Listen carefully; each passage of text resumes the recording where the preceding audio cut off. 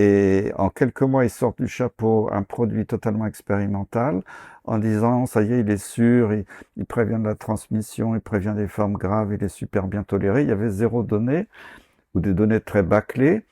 Parce que, vous savez, là, maintenant, les puristes en sciences, il faut faire des études randomisées, on tire au sort ceux qui reçoivent le produit, ceux qui ne le reçoivent pas, ou un placebo.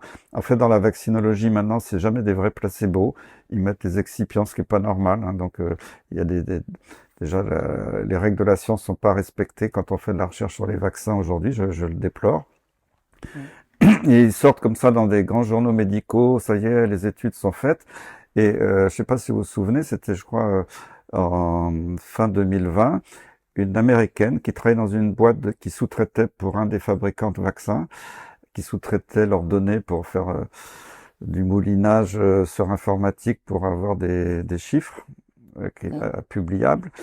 Elle a quand même écrit dans le British Medical Journal, qui est un des plus grands journaux médicaux du monde, attention, moi j'ai constaté quand j'ai sous-traité pour ces données du fabricant, ils ont truqué des données. Et c'est pas moi qui le dis, c'est elle. Elle l'a publié dans un grand journal médical. Mais évidemment, les grands journaux aux ordres français n'ont pas parlé de ça, mais moi ça m'avait quand même beaucoup choqué.